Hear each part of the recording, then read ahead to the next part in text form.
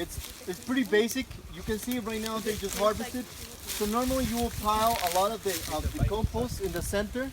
If this will be a larger scale plantation, you have rows, quote unquote rows. And so a lot, when you harvest, you go in the center, you pile that up. If it will be a larger scale plantation, when you harvest, you burn. You burn to make sure that none of these things are on the way. Since most of the production of sugarcane, at least in Costa Rica, takes place in the lowlands, you normally want to make sure that there are not snakes, especially poisonous snakes, during the harvesting time. So you burn not only to get rid of the leaves, but also of snakes. That's before you cut, right? That's before you cut. You need to make sure that is like the harvesting part takes place right after, because the fermentation will start from there on. So even before the canes are cut, if the peel is burned, you need to start moving ahead quickly. You have about 48 hours for that sugar cane to go down, to be pressed, to get the juice out, before you start having some problems with the fermentation if you already burn it. That practice is especially common, again, as I said, in lowlands on large scale production.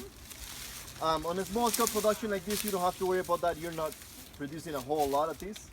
But this small patch over here, it was a full load of sugarcane, enough to produce way more than what you saw there, of course.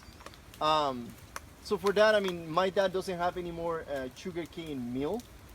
That used to be the case in the family. It was used to be the history of this family, starting with sugarcane fields. But now we have a good neighbor who actually runs a tour on sugarcane.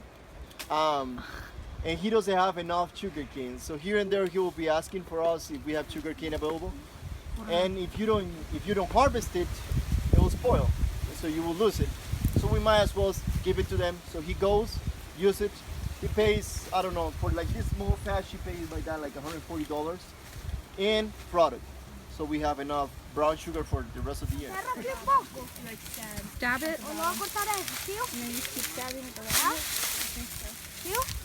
So when you're cutting cane, on this farm, for instance, I mean, the way that our dad taught us is you normally go and you normally have a glove on one of your hands. So you're doing this. You're cleaning all this. All the weeds get taken away. So you're not only cutting the cane, but you're also cleaning it. So all these new shoots have a space for them to grow properly. But we had a problem with coatis here.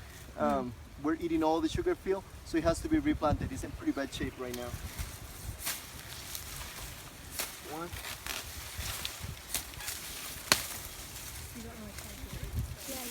And you can see, like here in the bottom, you see this? This is probably an old bite from one of those animals. Is that like a raccoon? It's kind of like a raccoon. It's in the same family as raccoon. Coati. It's like fruit ninja.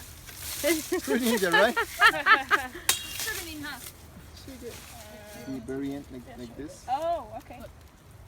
so that you can actually do some forcing. Right, so it'll still on it. But I can't like get some torque on it, you know what I'm saying? Because what you're trying to do is a staff. Oh, okay. So you go like this. Okay. That's why you want to keep it. Ooh. Keep this part. Like I that. see, Okay. I did this! You still gotta do the rest You of it. did that. That's all I got. Hold it. So you, Hold it and show us your sugar cane. I don't want to smile. Gracias. All right, guys. I think we have enough over